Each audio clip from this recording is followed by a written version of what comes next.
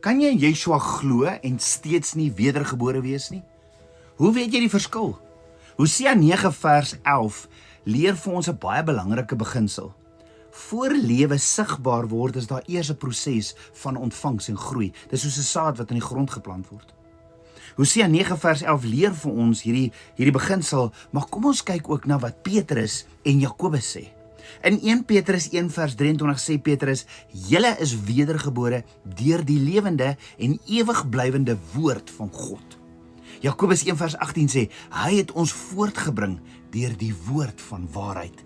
Die punt is, voor lewe sigbaar word, is daar eers 'n proses van ontvangs en groei. Dink aan 'n baba voor geboorte.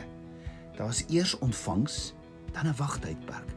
'n Tyd van ontwikkeling en groei hier binne. 9 maande. En eers dan, lewe wat sigbaar word. Geestelik gebeur dit baie keer ook so. Die woord van Abba Vader word in iemands hart geplant. Deur 'n evangelis of pastoor. Hulle begin glo, hulle begin honger raak vir meer en die Gees begin werk in hulle lewe. Maar daar moet nog 'n oomblik kom. Daardie oomblik is van volle oorgawe. Daardie plekkie waar jy sê, Abba Vader, ek gee nie net erkenning aan U nie, ek gee die beheer van my lewe vir U. Dit is wedergeboorte.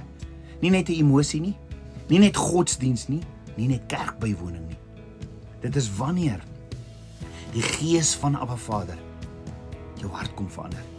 En hier is die bewys dan. Jou begeertes begin verander. Jou hart begin verander. Dinge waarvoor jy eens geleef het, verloor hulle hou vas oor jou. En skielik begin jou hart klop vir dinge van Abba Vader, vir sy koninkryk. Dit is nie meer, wat wil ek hê nie, maar Abba Vader, wat wil U hê? Hoe kan ek vandag U koninkryk bou? Baie mense probeer hulle self verander, deur wilskrag. Maar wedergeboorte werk anders. Wanneer jy jou lewe volkome oorgee, begin Abba Vader die werk in jou hart doen. En dis soos geestelike hartchirurgie. Ja, Abba Vader vernuwe die hart en gee nuwe begeertes, sy begeertes. Beteken dit, jy word dadelik perfek? Nee, maar iets verander diep hier binne in jou. Jy kan nie meer gemaklik in sonde leef nie. Die Heilige Gees begin jou oortuig wanneer jy afdwaal en trek jou terug na Abba Vader toe. Jy begin sy woord so lief kry. Jy begin sy stem soek met alles en jy wil hom gehoorsaam, nie uit vrees nie, maar uit liefde. So die vraag vandag is nie net, glo jy in Yeshua nie. Die vraag is, het jy jou lewe werklik aan hom oorgegee?